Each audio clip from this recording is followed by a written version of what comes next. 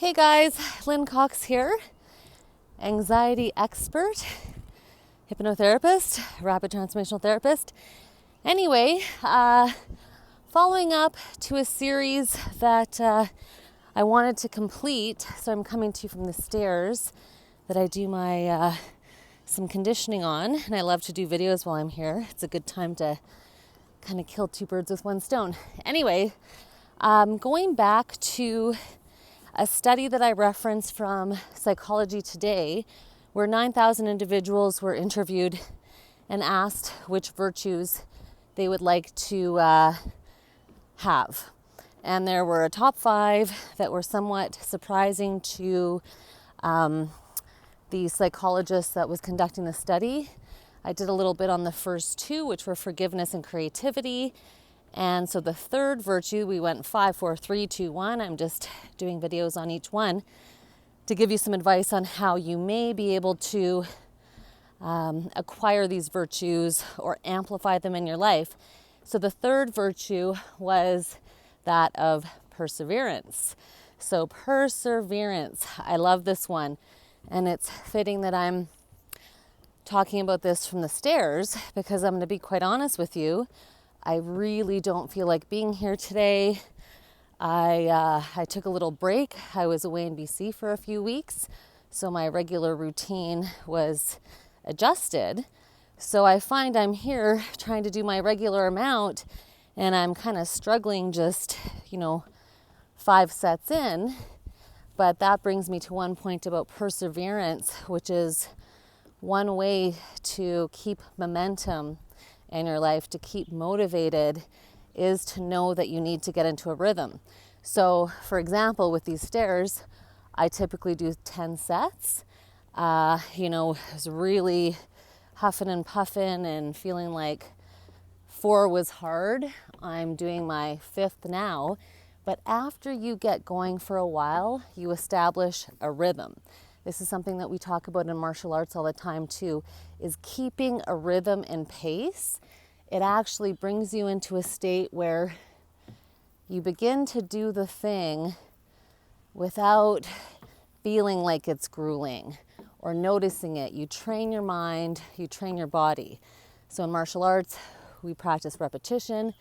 That's to lay down muscle memory. And you end up getting into a meditative state where you're doing the action over and over again. So from the stairs perspective, I fell out of my routine. I'm getting back into it, but if I just keep going, rather than give up after the 4 saying, man, this feels terrible, I'll hit a stride, I'll get into a rhythm, and then the key thing is to keep that pace and keep that momentum, meaning I need to come out and do this, at least the 2 to 3 times a week that I do this as part of my regular routine. So perseverance, as human beings, we are wired to want comfort. We are wired to not want to stretch ourselves too much, to shy away from discomfort, be it emotional or physical. But talking about physicality, the way to build a muscle is you need to tear the muscle to build it back up. So you need to adopt a perspective or a belief that there are going to be some uncomfortable moments, and there is going to be some work that you'll need to do in order to achieve something, achieve a state of mind, achieve emotional regulation, or achieve a health and fitness and wellness goal, or to achieve overcoming an addiction. So getting that really clear and established in your mind.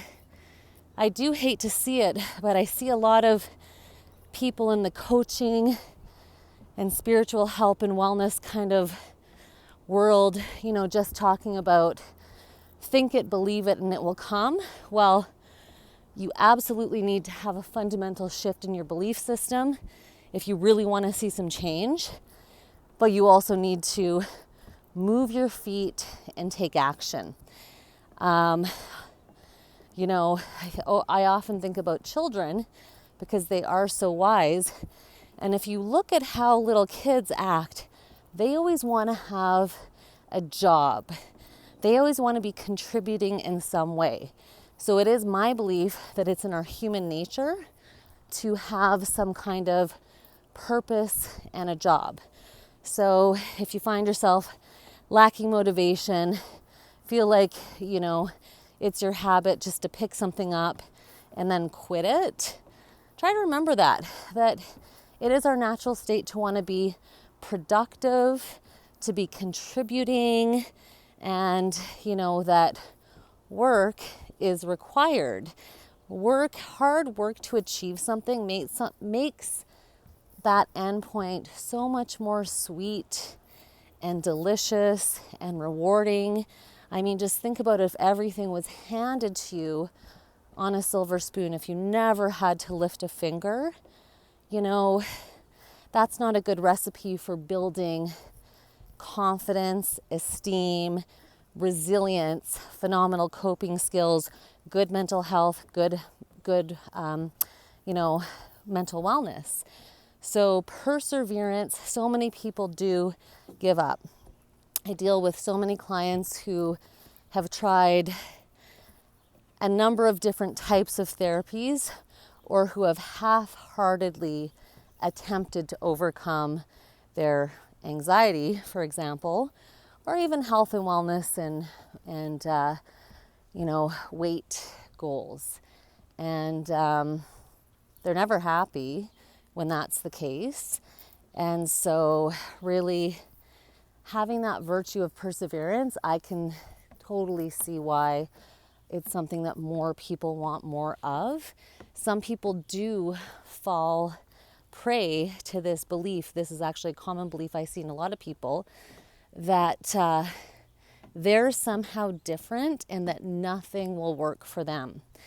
Now, all you have to do is go onto social media and Google, inspirational stories of overcoming adversity.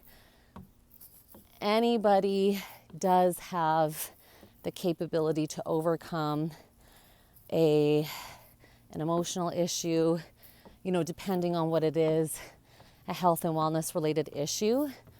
But often people will adopt that belief, and it's kind of like a safety belief.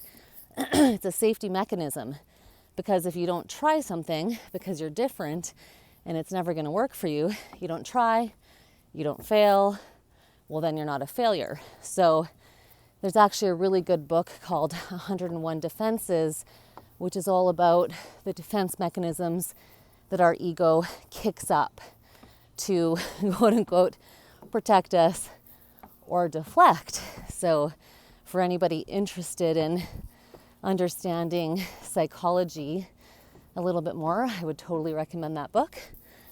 So perseverance. The other thing, I'll link to this other, I'm really huffing, sorry. I'll link to this other video that I had, but it's the idea that we often love the cause of an effect we don't want.